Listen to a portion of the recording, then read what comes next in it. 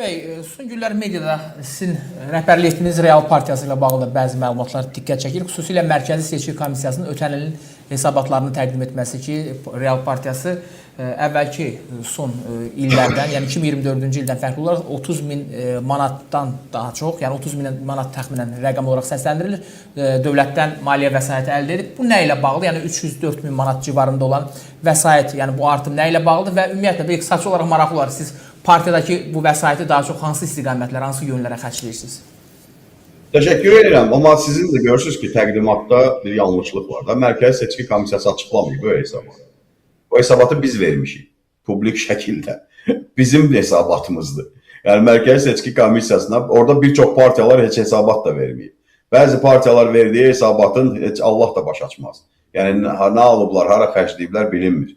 Amma biz son qəpiyinə qədər o hesabatda özümüz təqdim eləmişik, hətta qəzetdə çap da eləmişik. Bu birinci məsələ. Yəni, bu bizim təqdim etdiyimiz hesabatdır. Kimlərsə axtarıb, tapıb, ortalığa çıxartdığı bir rəqəmdir.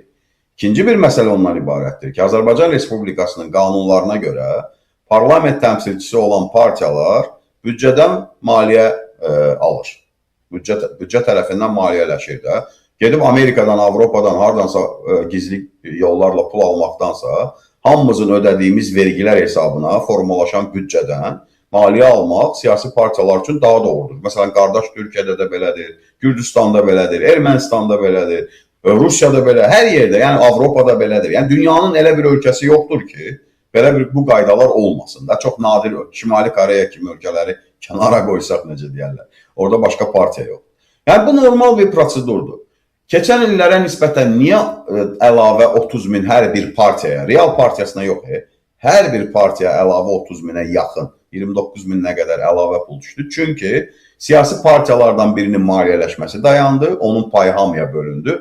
Bir də bir partiyalardan biri 2 deputatla təmsil olunurdu. O deputatlardan biri partiyadan çıxıb artıq müstəqil deputat kimi fəaliyyət göstərir.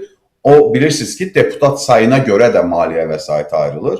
Və deputat sayına görə ayrılan vəsaitlərdən partiyanın 2 deputatından 1-ə endiyinə görə o ikinci deputata görə aldığı vəsait kəsildi və digər partiyalar arasında bərabər şəkildə bölündü.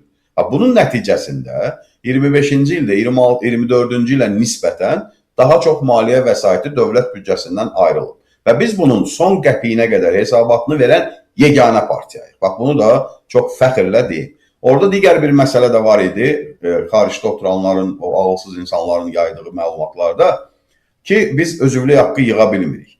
Bu çox yanlış təqdimatdır. Mən bununla bağlı dəfələrlə də açıqlama vermişəm. Biz indiki üzvlük haqqı ilə bağlı qanunda olan dəyişikliklərin əleyhinəyik. Biz bunu dəfələrlə bildirmişik. Bizim 5500-ə yaxın üzvümüz var. Bilirsiniz indiki qanun nə deyir Heydər bəy? Hər bir partiya üzvü getməlidir banka hər ay.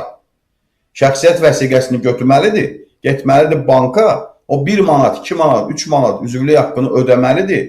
10 gün ərzində Mərkəzi Seçki Komissiyası əlaqədar maliyyə orqanları yoxlamalıdırlar həmin şəxsi və ödədiyi vəsaiti. Ondan sonra o 1 manatı sənin hesabına daxil eləməlidirlər. Biz rəhbərlik olaraq, siyasi komitə olaraq qərar verdik. Biz öz üzvlərimizin qədrini bilirik. Onların necə deyərlər, radara düşməsini istəmirik hər dəfə banka gedəndə. Və də onlara özümüz müraciət elədik ki, üzvlük haqqının yığılmasını hələlik dayandırmışıq. Real Partiyası həm də yeganə partiyadır ki, ölkədə onlayn qaydada üzvlük haqqının yığılmasının tətbiqini yaradıb. Öz vəsaitimiz hesabına yaratmışıq bunu. Və biz Mərkəzi Banka, Azərbaycan Respublikasının hökumətinə, dövlət qurumlarına müraciət elədik ki, bax bu ən şəffaf budur da, sizin platformada qeydiyyatdan keçirik, istədiyiniz bankda, siz deyil. Bizim üçün fərqi yoxdur. O bankda tətbiq yaradırıq, artıq tətbiqimiz hazırdır, sadəcə o platformaya yerləşdiririk və istənilən Azərbaycan vətəndaşı öz kartından adı bəlli, soyadı bəlli, kart nömrəsi bəlli, Azərbaycan vətəndaşlığı bəlli də, öz kartından üzvlük haqqını onlayn qaydada ödəsin. Siz o hesabda hər ay yığılan vəsaiti yoxlayın, sonra o bloku qaldırın, biz o vəsaitdən istifadə edək.